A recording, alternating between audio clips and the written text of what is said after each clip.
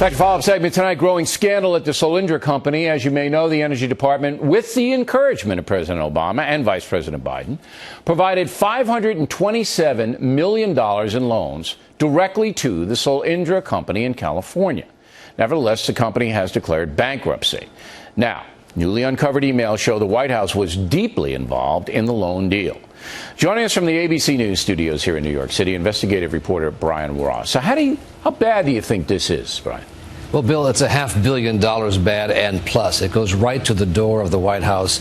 New emails that came out today at a congressional hearing revealed the pressure put on people inside the White House to move up the timing, with pushback from budget analysts saying, we're getting rushed here, we should do this in a different order. Even so, they went ahead with the loan. And then I was stunned to learn today that earlier this year, early in the year, the White House became aware the company was about to go bankrupt. Now, the government, the White House told us, and the company told people in Congress, everything was great, rosy projections, at a time they knew they were running out of cash. And so they restructured the loan, and in doing so, they put the taxpayers behind private investors when any money might be recovered from the bankrupt firm. All right, because Solyndra not only got $527 million from the taxpayers, they also raised private money, billions of private money.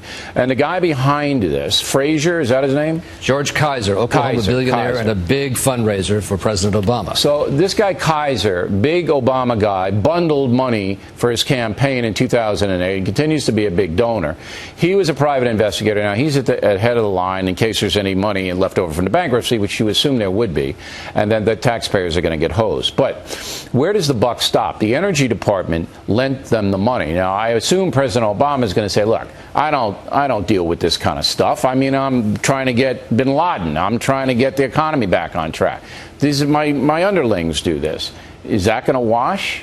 Well, major people on his staff were involved, and Kaiser, according to White House visitor logs we've examined, visited the White House at least 4 times in the period when the loan was under consideration before final approval, meeting with aides Valerie Jarrett and Peter Rouse, among others. They won't tell us what happened at those meetings. The White House denies there was any political influence, just a loan that went bad because these startups can be risky. But I think there are serious questions about whether influence was involved, and they're unanswered. The people before the congressional hearing today from the administration essentially were there. They said they didn't know what happened because they took office after the loan was approved. All right. So the crony capitalism charges, and we knew this with GE.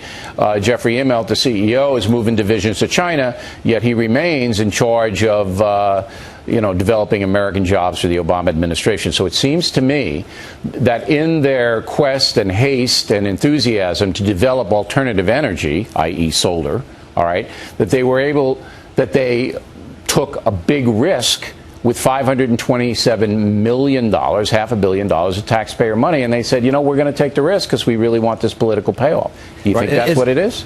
Well, I think that's true. I think they believed in it in a way, and this was going to be the model. This was the future, as the president described it. But how can you believe in it if your own guys are telling you that, hey, the company's going down? I mean, it looks to me like they said, we don't care. They didn't want to hear that. The loan was put on hold by the Bush administration on January 9th of 2009, and then 6 days after the new administration took office, it was back on a fast track and was approved very quickly. Now, the questions today were not answered very well by the people from the administration. How did that happen? No one seemed to know the answer. Nobody knows. We weren't here. We don't know. Now, exactly. The FBI is involved, because I think with that kind of money going in there's got to be some shenanigans, and that's what they're looking at, right? And they're looking at questions, I believe, of whether the company lied to the government about the prospects for its future and therefore influenced the loan process by giving them misleading figures.